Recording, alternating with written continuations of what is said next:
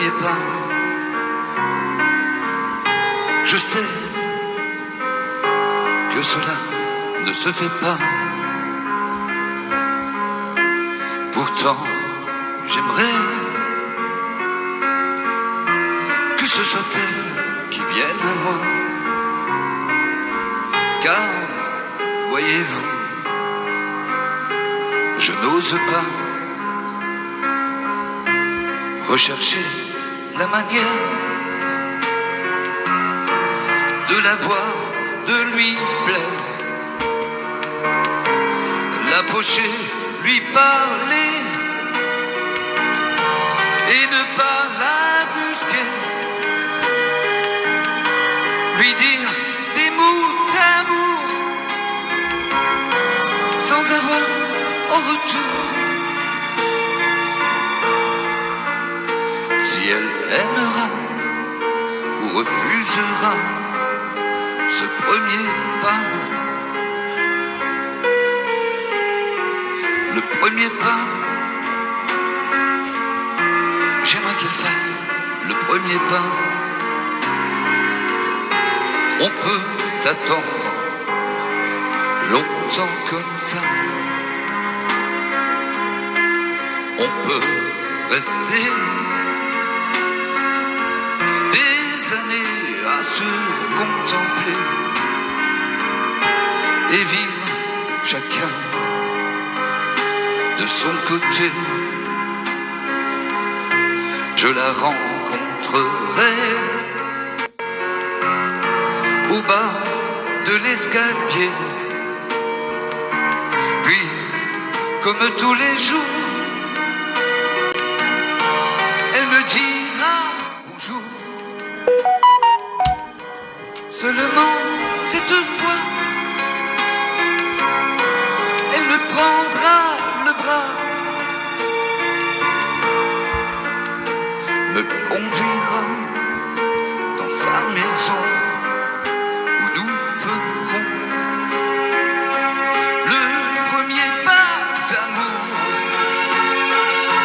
dans son lit jour après jour.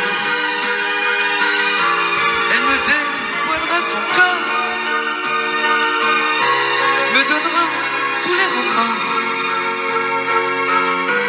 de n'avoir pas dit plus tôt le premier mot. Le premier mot. J'aimerais qu'elle dise le premier mot.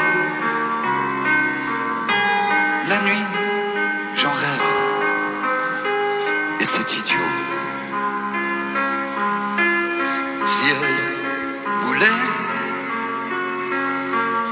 seulement me faire signe tout bas, alors je ferai, je le crois, le premier pas. Merci.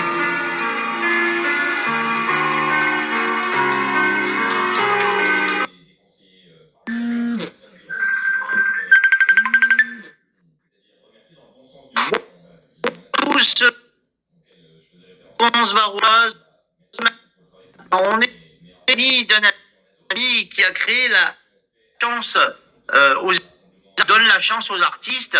Il est également un peu artiste aussi, mais vous êtes bienvenus sur TV Pro Web Provence Varoise. C'est le nouveau nom de notre radio qui a changé un petit peu de nom. On propose des images, donc c'est normal qu'on ait changé un petit peu de nom. Ce matin, micro ouvert Alain Michta qui est la chance aux artistes, mais qui est également un artiste lui-même. Alors, tu es un artiste toi-même, pourquoi? Salut Alain, d'abord bonjour Alain. Pourquoi tu es un artiste?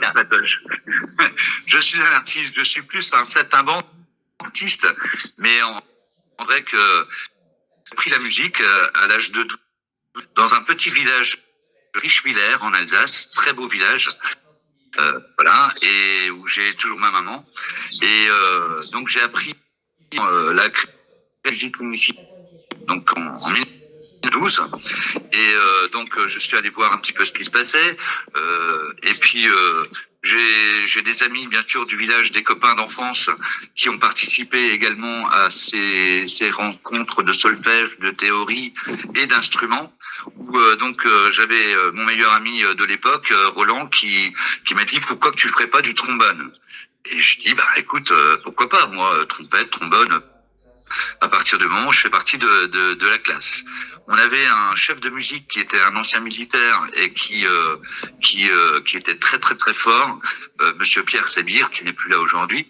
Et figure-toi que nous étions la musique la plus jeune musique de France en 1972. Les âges, ça allait de 4 ans et demi à 14 ans. Ah ouais, quand même. Et oui, ça c'était la formation de la musique municipale à l'époque. Et donc la plus jeune musique de France, où on a remporté des prix extraordinaires avec des concours qu'on avait fait à l'époque. Et donc j'étais passionné donc de mon trombone, et ce qui m'a donc emmené sur d'autres horizons. On en parlera un petit peu plus tard, mais vraiment cette balle m'a lancé sur ma vie, on va dire, parce qu'en fait ça ne m'a jamais quitté. Donc tu faisais un petit peu les fêtes de village, tu faisais un petit peu tout ça, quoi. Tout à fait, oui. On faisait les fêtes de village, on faisait des balles, on faisait des concours de musique.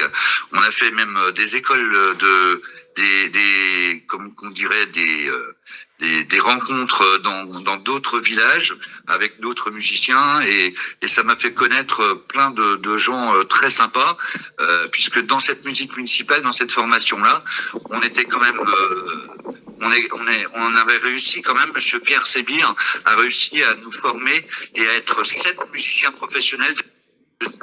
On a eu des musiciens qui ont joué avec Karajan, par exemple, qui était soliste oboïste au bois chez Karajan.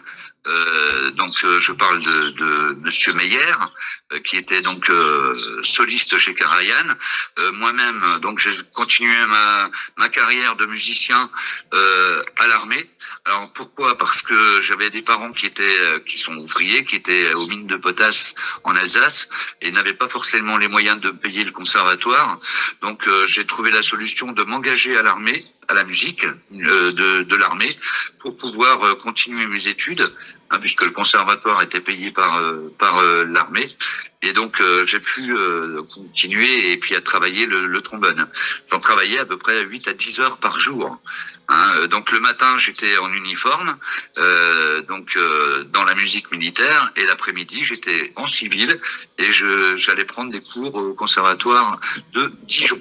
Ouais, parce que j'étais à l'armée. Quand même, à nos amis, il faut bien préciser que c'était c'était de la musique, mais c'était pas forcément la fanfare qu'on va passer dans les rues. Ah non, du tout, non. Bon, voilà, bien sûr, il y avait... La différence, c'était un orchestre, c'était pas la fanfare qu'on voyait passer dans les rues avec les trombones, les machins, qui nous jouent les airs habituels des fanfares. Ça avait rien à voir, là. C'est ça. Et effectivement, bon, après, on faisait des prises d'armes avec des musiques militaires, bien sûr.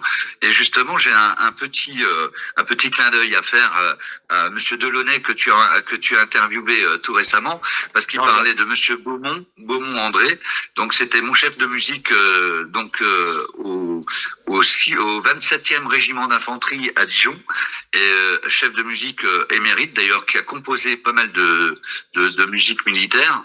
Et j'ai passé, j'étais engagé, donc j'avais fait 3 ans à Dijon, et ensuite j'avais demandé une mutation en Outre-mer. Bon, ça n'a pas été accepté. J'ai fini au territoire de Belfort, au 35e régiment d'infanterie à Belfort, où effectivement je continuais ma carrière de musicien, où je formais, comme j'étais premier pupitre de trombone, je formais des appelés qui venaient et qui ne connaissaient pas du tout l'instrument, mais je leur apprenais. La première musique qu'on leur apprenait, c'était la Marseillaise. Donc, en une semaine, il fallait qu'ils sachent jouer la Marseillaise. Donc, c'était dans les années, quelle année à peu près? Alors, c'était de 1977 à 1984. J'ai l'impression avec toi, Patoche, de refaire ma fiche de retraite. Et quand tu jouais ces morceaux, tu jouais quel style de musique? Du jazz, C'était quel style? Alors donc effectivement j'ai donc une formation classique par la musique de Richwiller et ensuite donc je me suis mis à travailler donc effectivement du jazz, donc du jazz du New Orleans avec une formation dans la musique militaire. On s'était réunis à quelques copains et on s'amusait à faire des bœufs tous les soirs, quoi. Donc c'était entre 8 et 10 heures de musique par jour. Donc c'était vraiment très bien. On portait l'uniforme, mais on était musiciens. On n'avait rien à voir avec les militaires et puis les armes. Alors tout à l'heure, je t'ai dit, vous faisiez les fêtes de village, mais vous faisiez les fêtes en faisant des petites parades ou en faisant des soirées pour dans les villages? Alors, il y avait les deux. Il y avait les deux, effectivement. On faisait on faisait donc des défilés militaires sur des prises d'armes, au niveau du régiment. Mais sinon, effectivement, le soir, il y avait des rencontres avec des villages où on avait créé un orchestre, si tu veux, dans le régiment. Et donc, on donnait des fêtes de village, on faisait du baloche, quoi. D'accord. Voilà. Ça, c'est donc dans les années 1977. Hein. 77 jusqu'à 1984. Voilà. En 1984. Et puis, dans la foulée, dans le même temps, on va dire, tu as quand même une carrière, tu as un métier à côté, donc qui te permet aussi peut-être quelque part de toucher pas mal de gens, puisque pour le coup, le métier que tu as, on peut le dire, tu es dans les marchés, tu fais des marchés, tu fais des foires artisanales, où tu proposes un liquide qu'on boit bien, qui se boit bien. Du vin. Du vin. Alors pour pas le nommer, je vais le dire, hein, c'est le vin du Tsar. Alors ça c'était un peu plus tard, mais juste pour terminer, donc de 84, donc en 84, si tu veux, j'avais un niveau de musique qui était quand même assez sympa, et j'avais rencontré en 1979, j'avais rencontré Patrick Sébastien et qui était en tournée avec le Podium Européen à l'époque. Tu sais les grands bus orange. J'avais rencontré Gilou, bien sûr. J'avais rencontré pas mal de gens donc qui étaient professionnels de la musique. Et j'ai eu la chance de faire un petit gala avec ces gens-là. C'était très sympa. Et ça m'a projeté ensuite à rencontrer d'autres musiciens sur Paris. J'ai fait un peu de studio aussi, où j'étais donc musicien de studio sur Paris. J'étais intermittent du spectacle, comme on dit, et donc j'ai rencontré des personnes hyper sympas. Et ça m'a projeté ensuite à faire toujours dans la musique, à faire des rencontres de professionnels. Hein, il y a les Gibson Brothers, entre autres. On pensait tous que c'était un groupe jamaïcain. Ben non, c'était des Parisiens. Voilà, j'ai rencontré des gens comme ça. J'ai rencontré plein de groupes. Bruel, entre autres, quand il avait fait sa tournée entre deux, où je connaissais très bien le tromboniste, puisque en fait c'était une formation de jazz qui suivait Patrick Bruel. Et dans tout ça, si tu veux, il y avait la chanson. Parce que la chanson, c'est un truc qui m'a pris tout jeune dans ma chambre, où j'avais une armoire, un placard avec un miroir, où je prenais un micro improvisé, c'était un peigne ou une brosse, et je chantais devant mon miroir, parce que j'adorais ça, jusqu'au jour où j'ai pu me payer un micro, et que j'ai commencé à comprendre que je pouvais avoir une voix. Et c'est vrai qu'il y aurait eu The Voice ou ces émissions de télé-réalité à cette époque-là, je pense que je me serais inscrit. Là, c'est un peu trop tard, hein, 64 ans, donc je laisse un peu tomber. Mais je laisse tomber de la chanson, mais pas vraiment. Parce que donc j'ai fait des rencontres. Bon, là, je reviens tout récemment. Il y a eu des confinements en France, vous le savez, et il y a beaucoup de groupes qui se sont créés, des groupes de karaoké sur Facebook. Et donc de ces groupes-là, j'ai commencé à vouloir chanter, à vouloir me faire connaître sur Facebook dans la chanson. Donc j'avais regardé un petit peu tous les groupes qui existaient, et là aussi j'ai fait des belles rencontres, puisque Diva Mumu, que vous connaissez aussi parce que vous l'avez interviewé aussi, qui fait du maquillage maintenant et qui fait de la chanson avec son ami Swan. je l'ai rencontrée sur un groupe et on s'est suivi. Elle venait voir mes lives et j'allais voir les siens. Et jusqu'au jour où il y a une amitié qui s'est créée, donc une amitié virtuelle, bien sûr, parce qu'on ne se connaissait pas dans la réalité, hein, comme beaucoup de gens sur Facebook. Et donc on a créé cette amitié et donc on a rencontré une autre personne qui s'appelle toujours Nadia Lochin, qui avait ce groupe donc qui s'appelait la chance aux artistes. Et donc, elle avait ce groupe au départ qu'elle a créé il y a 3 ans. Par des soucis de santé, Nadia a lâché un peu l'affaire et elle nous a demandé si on était OK de continuer à faire ce groupe. Au départ, on était 150, 200 membres, si tu veux, quand Nadia a lâché. Et très très vite, j'ai invité tous mes amis musiciens à rejoindre ce groupe et on faisait un live par jour. Alors, toute la journée, je passais du temps avec des artistes connus ou pas connus et je leur demandais s'ils étaient OK de faire un live d'une petite heure sur le groupe. Et ça a déferlé jusqu'à se trouver aujourd'hui à être 1818 membres sur le groupe La Chance aux artistes. Mais je continue à voir d'autres groupes, hein, bien sûr, et c'est d'ailleurs comme ça qu'on s'est connus, Patoche. Alors justement, à propos de ça, justement, t'as des oiseaux derrière. Ouais, mais là je suis sur ma terrasse. Écoute, il y a un super soleil dans l'aube. Alors justement, comment tu ressens toi tous ces émissions comme Voice, la Starac? Moi, je trouve que c'est un peu surtout pour les jeunes, je trouve que bon, on les fait un peu miroiter, puis à la fin, les seuls gagnants, ce sont les télévisions. Ce sont les télévisions, parce que ces jeunes-là, en fin de compte, si tu regardes bien, on les oublie vite. Quelques mois après, ou un an après, ou 2 ans après, tu l'en entends plus, ou il y en a un, sur la masse, il y en a un qui perce, mais c'est vraiment minime, quoi. C'est ça. Bah oui, bon, après, The Voice ou dans d'autres émissions, bon, il y a Kenji Girac qui est sorti de là, il y a Claudio Capéo. Je te dis, il y en a quelques-uns qui arrivent à percer, mais sur la masse, il n'y en a pas beaucoup, en fin de compte. Mais non, tu sais, c'est comme dans le football, hein, il y a des matchs de foot tous les dimanches, mais il y en a que un qui va être repéré. Et voilà, et pourtant, c'est des milliers de joueurs, quoi. Donc alors là, la chanson, ça t'a pris un petit peu quand tu étais jeune, et tu dis, tiens, il faut que je travaille ça, mais malgré tout, entre tout ça, il faut quand même vivre. Donc tu te crées une petite carrière à côté où là, malgré le temps que ça te prend, tu as quand même du temps de libre pour t'occuper. Et puis tu crées un groupe, donc tu reprends La Chance aux artistes qui avait été donc malheureusement laissé par quelqu'un qui était fatigué. Donc tu reprends et tu l'as un petit peu modifié, tu l'as amélioré, voilà.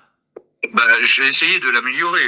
Tu sais, c'est un travail, c'est presque un travail à plein temps, hein, de suivre un groupe et d'essayer tu le sais. J'en suis au courant pour ça. Convaincu. Forcément. Non. Alors effectivement, dans ce groupe, bien sûr, j'essayais je faisais des lives de chansons à la demande. Donc même si je ne connaissais pas la chanson, je faisais donc des chansons. J'apprenais les chansons pour les rediffuser le jeudi d'après. D'accord. Et j'avais des demandes de folie. Alors pendant les confinements, je montais à des centaines de vues, si tu veux, en direct. Maintenant, bon, Facebook est ce qu'il est, et il y a beaucoup de coupures, il y a beaucoup de choses qui arrivent sur Facebook. Il y a beaucoup de trolls aussi, tu sais, des gens qui laissent des commentaires un peu. Justement, alors quels sont les artistes qui viennent sur La Chance aux artistes? Est-ce que ce sont des artistes ou c'est des gens? Ça peut être n'importe qui veut chanter.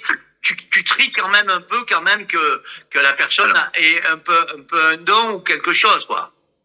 Alors déjà effectivement on a des artistes effectivement qui sont artistes. Il y a des pros, il y a des amateurs, il y a des chanteurs de karaoké, donc voilà, on les oublie pas.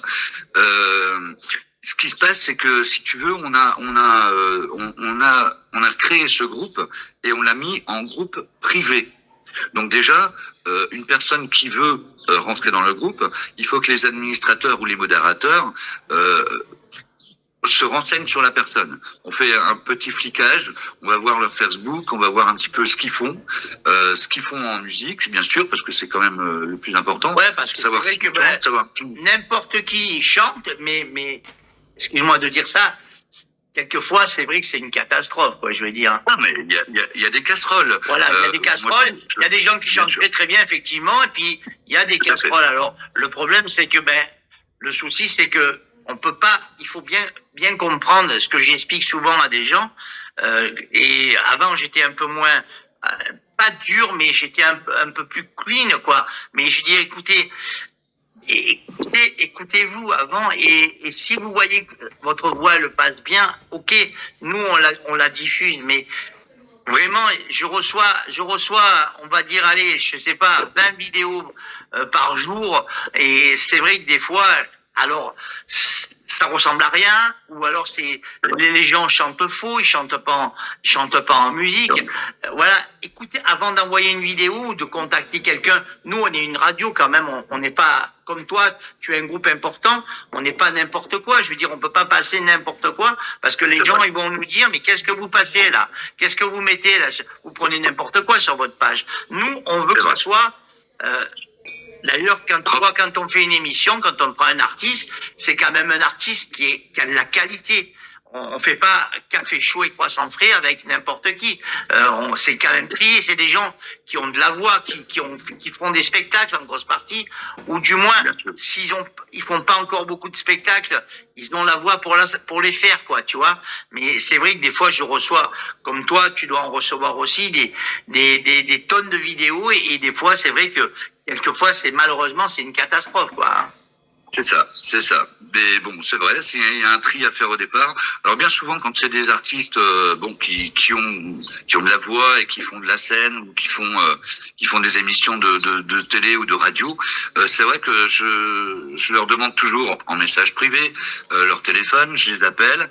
Je leur explique un petit peu qui je suis, ce que je fais, ce que je souhaite, et on se met d'accord avant.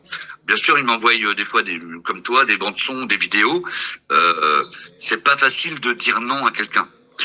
Et c'est pour ça que tout au début, donc il y a 3 ans, sur la chance aux artistes, c'est vrai qu'il y a des gens qui étaient un peu fâchés ou outrés parce qu'on les mettait pas. Mais on essaye d'avoir quand même, comme tu dis, de la qualité. Voilà, on peut pas. Il faut bien. Ça, c'est une chose que je dis aux personnes qui nous écoutent aujourd'hui. Il faut bien comprendre que on doit proposer quelque part un peu de la qualité aux gens. Si vous avez, comme je dis toujours, si vous avez un timbre de voix, si vous avez un petit don ou quelque chose qui va bien, ok, il n'y a pas de souci, vous faites une belle chanson. Maintenant, c'est vrai que si vous venez sur notre groupe, comme je dis souvent, pour mettre beaucoup de chanteurs anciens ou des choses comme ça, on les met, il n'y a pas de souci. Mais le but du jeu n'est pas là. Le but du jeu, c'est de faire connaître des gens comme toi et comme d'autres personnes qui débutent dans la chanson, ou des anciens qui sont encore là et qui peuvent nous parler, quoi, tu vois. Je vois passer sur notre groupe personnellement des chansons de Frédéric François, des chansons je sais plus, de tous les chanteurs, mais je veux dire, c'est bien, ok, c'est gentil de mettre une chanson, mais Frédéric François, franchement, il n'a pas besoin de nous. Il n'a pas besoin de nous. Nous, on est là pour aider ceux qui ont besoin de nous.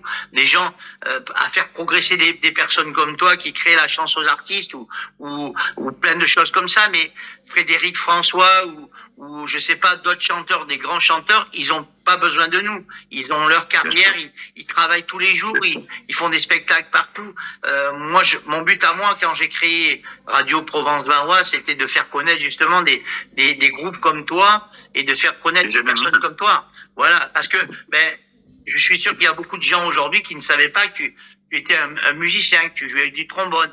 Et c'est ton histoire qui nous intéresse aujourd'hui. C'est ton histoire qui nous intéresse. Alors la chance aux artistes, ça continue évidemment. Vous êtes 1800 tous les jours. Tu fais. Alors les lives maintenant, c'est quand? Maintenant les lives, tu fais quand? Alors, il y a pas de date précise. En fait, selon la disponibilité des artistes qu'on peut avoir, bien sûr. Par exemple, le dimanche après-midi, on a Michel Landerneau, qui qui tous les dimanches après-midi à 16h fait son live. Alors hier, par exemple, pendant le live de Michel, je reçois quatre messengers en disant je vais passer en live dans 5 minutes. Je dis ben attends, on peut pas passer 3 ou 4 lives en même temps parce que ça va décupler les. C'est ça tout va un pas programme. décupler les vues. Un programme, ça sûr. se prépare avant, quoi. Tu sais, tu vas passer telle personne, mais ça se prépare avant, quoi. C'est comme nous, puisque je sais que tu chantes également, bien sûr, mais quand on prépare un live, les gens ils pensent qu'on allume l'écran et on chante. Non, il y a une préparation avant. Il faut déjà qu'on travaille nos chansons, parce que on les répète, faut pas rêver, on les répète au moins 2 ou 3 fois, voire des fois 10 fois, qu'on répète nos chansons. Et quand on passe en direct, en live, on n'a plus le droit de se tromper. Donc voilà, on lance, on va dire comme au cinéma un moteur, c'est parti, on n'a plus le droit de se tromper, il faut y aller, il faut faire son émission. Moi je dis, un live c'est comme si, en fin de compte, c'est comme si on était un petit peu dans un petit concert. Là, on est dans un petit concert, on a personne devant nous, mais on a en fin de compte, on a plein de monde.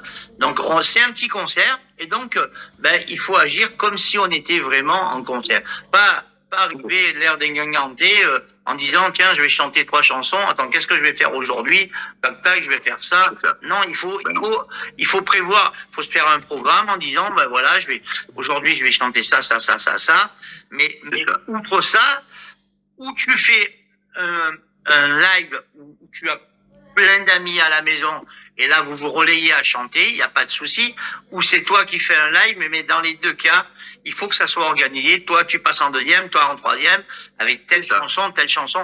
Il faut que ça soit vraiment organisé. Et les gens, ils regardent tout ça, ils regardent l'organisation, ils regardent ce que vous faites, ils écoutent la voix. Donc on peut pas, c'est ce que je viens de te dire à l'instant, on peut pas passer n'importe qui, parce que c'est vrai que moi aussi, je suis franc avec toi, il y a des gens qui, au tout début, qui se sont un peu vexés, parce qu'ils me disent, non, pas toi, tu mets pas notre chanson. Non, au début, j'étais un peu gêné. C'est vrai que j'étais un peu gêné parce qu'il y avait des personnes qui disaient ouais tu passes pas ma chanson. Mais moi je n'osais pas lui dire à la personne mais attends tu chantes comme une casserole. Excuse-moi de te dire ça. Alors je disais on verra plus tard. Mais en fin de compte il faut être franc dans la vie. Il faut dire aux gens écoute franchement tu peux pas passer ça. J'ai un frère jumeau, Claude, que je salue d'ailleurs parce qu'il doit être devant son écran.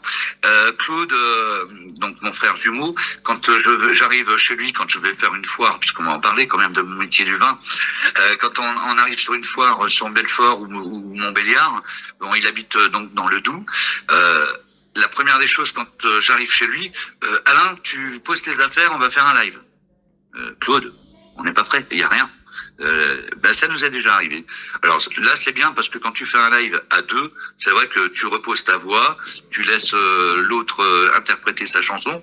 Bon, c'est mon Claude, c'est mon frère. Voilà, alors, je peux pas. Pour terminer ce petit interview, on va justement revenir quelques minutes sur ça, sur ta carrière de comment on pourrait dire ça, c'est une personne qui travaille sur les foires, sur les marchés, un exposant, on va dire, un exposant. Voilà, un exposant. Alors, donc effectivement, en 2005, bon, je suis resté vendeur dans le meuble. Ouais, je travaillais pour Roche-Beaubois, Mobilier de France, enfin pas mal de magasins sur les foires. Et comment dirais-je, en 2005, en parallèle, il y avait une foire à Nancy, et le thème de la foire, c'était la Russie. Et j'ai dit à un de mes copains, j'ai dit, tiens, on va boire un vin russe. Et j'arrive sur un stand, et polonais d'origine, je lui parle en 2-3 mots en polonais, moitié russe, pour lui demander de quelle contrée de Russie il était. Parce que je voyais vin du tsar. Je dis, c'est génial. Et donc je lui dis 2-3 mots, le mec il me répond pas. Mon copain il se fiche de moi, il me dit mais attends, ton polonais il doit être très mauvais parce qu'il n'a rien compris. Et c'est là où l'autre il me dit parce qu'en plus vous êtes français quoi. Et donc je lui ai acheté une bouteille bien sûr. J'étais pas du tout vin rosé et quand j'ai goûté son rosé il était tellement bon que j'ai fait un petit jeu avec lui. Je lui ai dit écoute, je t'achète une bouteille, je la mets sur mon stand de meubles et j'en fais profiter les copains. Et à chaque fois que je te vends 2 cartons, tu m'offres une bouteille. On a fait un petit deal comme ça, et ben finalement j'ai gagné une 50aine de bouteilles au bout de 4 jours. Ah. J'ai presque vendu plus de cartons. Alors là, Moi, sur mon stand de meubles. maintenant, donc tu représentes sa marque, c'est sa marque que tu représentes? Alors, voilà. Alors, si tu veux, au début, pendant 2 ans, de 2005 à 2007, j'étais dépositaire pour eux. Et donc, en 2007, je me suis décidé d'aller les rencontrer et donc d'acheter un petit peu des vignes là-bas, dans le Lot-et-Garonne. Donc, ce qui m'a permis de faire rentrer dans le groupe des vignerons. Hein, donc, puisque les vins du Tsar, c'est 7 vignerons. Ils travaillent sur 50 hectares. Et donc... étant marié donc à Céline qui est de l'Aube, donc je voyage entre le Lot-et-Garonne et l'Aube, mais donc je leur ai proposé une chose: vous avez mes vignes, ok, vous vous en occupez, moi je vais m'occuper de la partie commerciale. Et donc je travaille énormément sur les foires, aussi bien à Arras, à Mulhouse, à Belfort, à Montpellier, un peu partout, pour représenter donc nos vins. Donc qui sont essentiellement des vins avec des cépages qui sont assez connus, le Malbec, hein, le Merlot. Pour les blancs, on est sur du Colombard, du Petit Mansingue, etc. Tout ça pour vous dire qu'on s'approche de l'apéritif, pour vous donner un petit peu de fruits dans la bouche.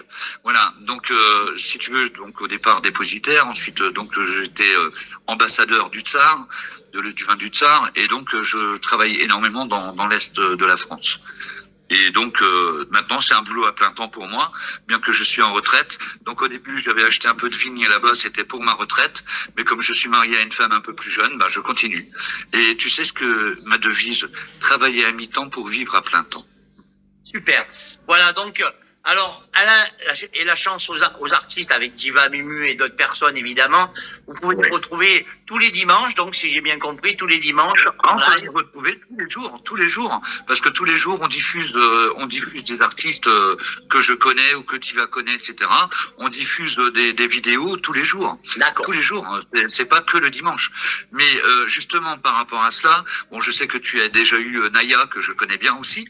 Je sais que tu as reçu pas mal d'artistes que je connaissais, mais j'en ai une qu'il va falloir un jour que tu prennes sous ta coupe et que tu fasses une émission avec elle. C'est Laurence Meffre-Gombert. Je te laisserai ses coordonnées. Ouais, je crois qu'elle est que je l'ai en ami.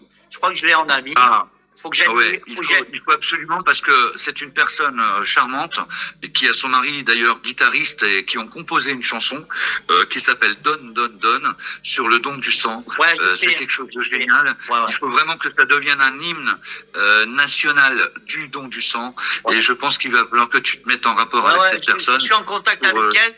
Justement, je prévois faire un matin comme ça une petite interview déjà.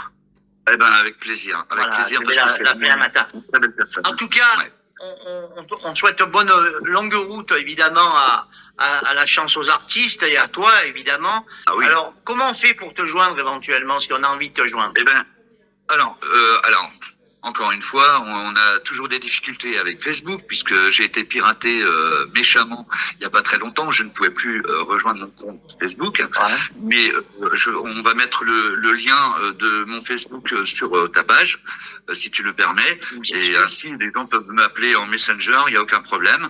Et je les recevrai avec plaisir. Je peux même laisser mon numéro de téléphone, parce qu'il est partout sur Google. Donc, tu fais du vin. Voilà, mais de toute façon, on va... quand tu verras, alors comment ça se passe? Comment ça se passe là peut-être en fin de matinée ou plutôt en tout début d'après-midi, vous allez retrouver, amis auditeurs, amis auditrices, cette interview sur ma page à moi en premier, sur la page de Radio Provence. Quelques minutes après, je vais également la mettre sur YouTube, comme ça vous pourrez la télécharger si vous avez envie, et Alain pourra la prendre évidemment et rajouter son numéro de téléphone et ses coordonnées pour le joindre.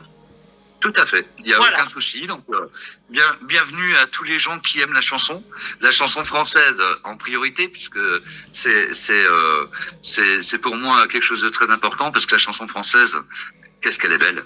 Alors, qu'est-ce qu'elle est belle. Juste encore un petit mot avant de se quitter. C'est pour vous montrer également que TV Provence Varoise, TV Web Provence Varoise et Radio Provence Varoise aussi, pour vous montrer et pour vous dire également, mesdames, messieurs, qu'on est ouvert pas forcément qu'aux artistes, pas forcément à tout le monde. Tout à On fait. est ouvert vraiment à tous ceux qui aiment la musique. C'est le cas aujourd'hui avec la chanceuse artiste qui est un groupe qui est sur Facebook. Vous voyez, on donne la parole vraiment à tous ceux qui aiment la chanson et tous ceux qui ont envie qui vont dans cette voie de la musique et de la chanson et qui vont dans notre direction, quoi. Voilà, nous on est dans cette direction et tous ceux qui nous accompagnent, eh bien, profitent également, eh bien, de notre télévision pour s'exprimer et voilà. Merci à tous en tout cas. Vous savez que c'est ouvert à tout le monde. Demain, on aura Éric Bardon qui est ventriloque et chanteur. Il a un projet justement Qui fait partie du groupe d'ailleurs, qui est membre du groupe de la chance aux artistes. voilà, qui est animateur de Radio Provence Varoise, mais qui est également chanteur, ventriloque. Vous allez le retrouver demain. Merci Alain, je te souhaite une agréable journée. Et puis, Merci Patoche. ce fut vraiment un moment de bonheur avec toi. Comme je dis à tous les artistes chaque jour, c'est vrai, vous nous apportez le bonheur. Continuez à nous l'apporter et persévérez dans votre groupe parce que c'est bien. Voilà. C'est bien ce qu'on fait. Merci. À très bientôt. À très bientôt. Merci Patoche. Je vous embrasse tous. Au revoir à tous. Merci. Belle journée à vous.